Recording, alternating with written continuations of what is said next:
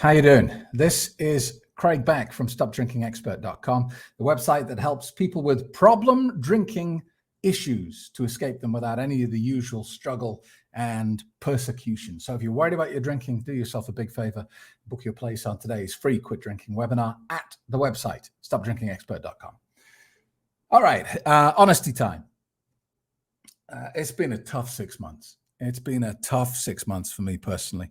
I've had a lot of health problems and still do. And it's been pretty scary, to be honest with you. I've been to the emergency room probably 4 or 5 times in the last 6 months, twice when they thought I was having a stroke. I've had some pretty scary symptoms, including paralysis of the face, numbness in my face, vision problems, hearing problems, chronic tinnitus, brain fog, lots of, quite serious symptoms. I don't yet have a diagnosis. I will see my neurologist on Monday. Maybe I will get a diagnosis. And there's some good news and some bad news here. The good news is I've had enough brain scans and MRIs and CT scans and you name it, I've had it. I've had enough imaging scans to know that it's not something life-threatening like a tumor or a stroke or something like that.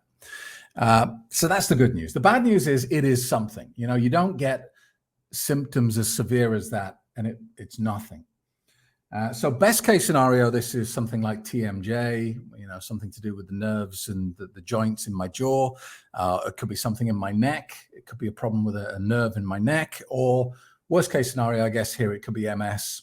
It could be an autoimmune disorder. The symptoms certainly look like MS. So it could be. So maybe I'll get a diagnosis on Monday. Maybe I won't. I don't really care, to be honest with you, about the diagnosis because it doesn't really make any difference to me, because I know that I'm in poor health right now.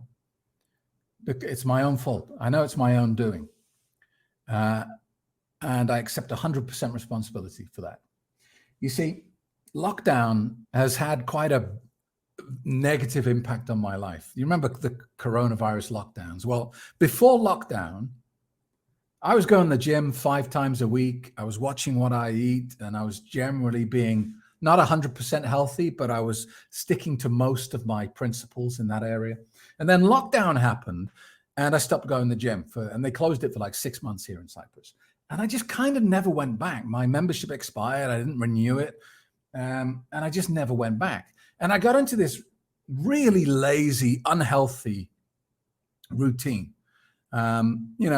Just instead of working out, sitting, watching Netflix, eating big meals, eating desserts, going out to the restaurants when they reopened again. And I just got into this very lazy, very contented sort of, well, there's no excuse for it. Okay.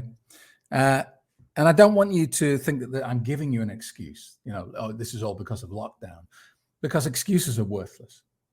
What does an excuse get you? It's not going to get you empathy. It might get you a bit of sympathy, but it's worthless. It's got no value to it. So I understand that I am ill because I failed to look after myself properly. And that's the situation I'm in. All right. So I've been a bit quiet recently on social media because I've been dealing with these things. And also I had a brief period of feeling pretty down about it. I was pretty depressed. It was only for a few days, I had a pity party and I was thinking, well, if this is the rest of my life, if I'm going to be ill for the rest of my life, what's the point? What's the point in setting goals? Because even if you achieve your goals, you're going to achieve them as a sick man.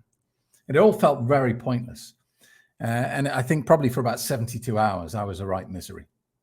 And I started thinking about, what Zig Ziglar used to say, and how, it's fine to have a pity party. When life throws you one of those curveballs, have a pity party, but set an end date on it. Say, okay, for the next 3 days, I am going to be the most miserable, depressing, negative human being you've ever met. And after that, it's over and we move on. And so that's what I've done. The reason the diagnosis doesn't matter is, well, look, let's take the worst case scenario. I've got MS. I've got a serious immune disorder called MS. What are they going to do to treat me? They're going to put me on a high dose of steroids, which is going to cause more damage to my body. And I'm going to try and push the symptoms into remission using heavy drugs. There's no cure for it. They can give me drugs to alleviate the symptoms, but all of the drugs they're going to give me are going to have side effects. But I know that all of my problems and all of most health problems come from one thing, one action of the body, and that is inflammation.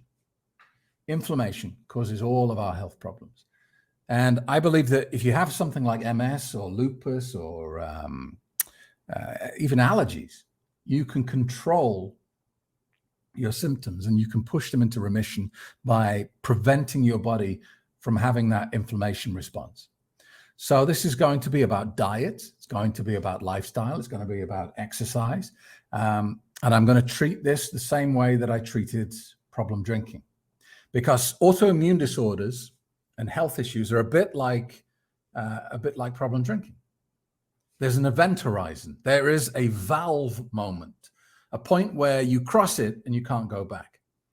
And isn't that true of problem drinking?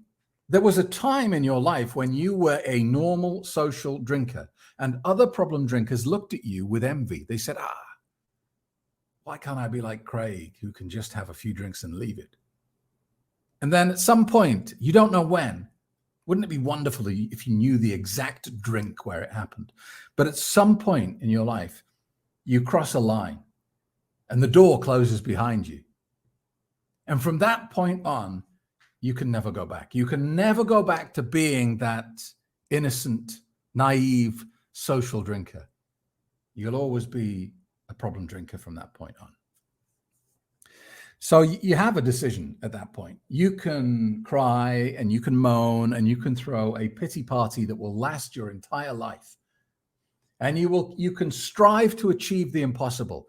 And you can bitch and moan and complain that you are failing to achieve the impossible. And that is, you want to go back to the days when you didn't have a problem. Now, you can spend the rest of your life doing that and you won't make any progress. You'll die miserable and defeated by this drug. Or you can accept responsibility. You can say, I'm here because of what I did. And now I have a choice. I can accept it and move on in a positive direction, or I can fight it for the rest of my life. And it's obvious which path you got to take, right? And it's the same when your health changes, or when you have an autoimmune disorder or something like that. There's no point hankering for the past when you could shovel down pizza and, drink alcohol and eat cakes and do whatever you wanted. That time has gone. The valve has been passed. And so the same decision is open to you. Are you going to change your life? Are you going to make some fundamental changes in your lifestyle and what you put into your body and how you look after yourself? Or are you going to bitch and moan about it for the rest of your life? And that's how I'm going to deal with this, right? I am going to completely overhaul my life. This will be another pivotal moment of change in my life to date. I'm going to change a lot of things. I'm going to strip out all the gluten from my diet. I'm going to strip out all the sugar. There will be no sugar. There will be no gluten. I will try and restrict carbohydrates. I will do all the things I know to reduce inflammation in the body. Thankfully, this challenge is coming to me at a time in my life that I think I'm ready to deal with it. If this health problem had arrived at the peak of my drinking, I don't think I would have made the right decision. I think I would have ended up one of those people who just went on a downward slope with their illnesses, and became so embedded in the illness that you couldn't separate them from it. Because I remember, back at the peak of my drinking, I had a pain in my abdomen and I was really worried about it. I went to my doctor and I was kind of expecting him to say, it's nothing to worry about, off you go. And he didn't. He looked me firmly in the eye and he said, Mr. Beck, there's a chance there's something very seriously wrong with you. And I panicked. I thought I'd never been ill before. And I worked myself up into this really depressed state. And I cried myself to sleep that night because I thought, I've just killed myself. I've just drank myself to death. And even with a death sentence, even with this imaginary death sentence that I created for myself, it wasn't enough to stop me drinking. So if someone, if I'd been having these symptoms back at the peak of my drinking, if my face had gone numb one day and I'd gone to a doctor and he said, you may have MS here, I wouldn't have taken the positive. I would have drank more. I would have said, well, what the hell? I might as well drink as much as I want, or something like that. So I got to get rid of inflammation in my life. That's my challenge. And one of the biggest causes of inflammation, if you're in a similar position, is alcohol. Alcohol is one of the major causes of inflammation in the human body. You can add to that sugar, dairy to a certain extent, wheat products, and many other things. Artificial sweeteners, those sorts of things. All of these things cause inflammation in the body. Inflammation causes disease.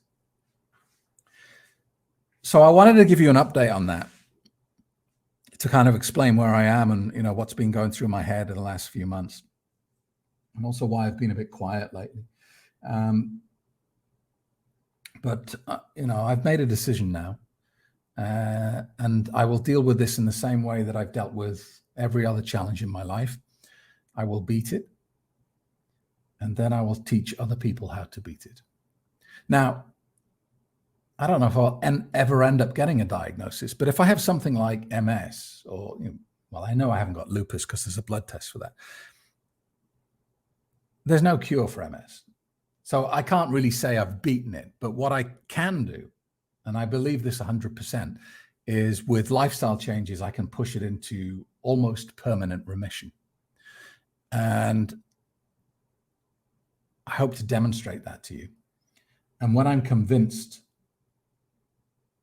that I've gone long enough without any symptoms, when I'm convinced that I feel 100 times better than I feel right now, when I look better, when my weight has reduced, because I probably need to lose, maybe 25, 30 pounds, really.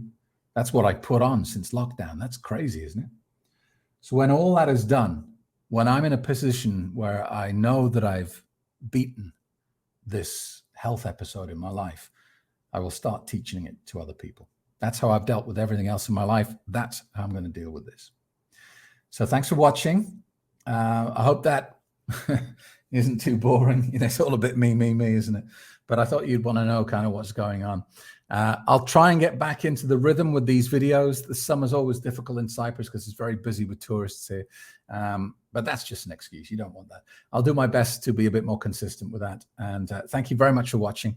And share your comments below. I'd love to hear what you think, especially if you're going through a similar situation at the moment. How are you dealing with it? What works for you? What doesn't? And if you are new to this channel, hit that like button and subscribe as well. Thank you very much. And I will see you in my next video.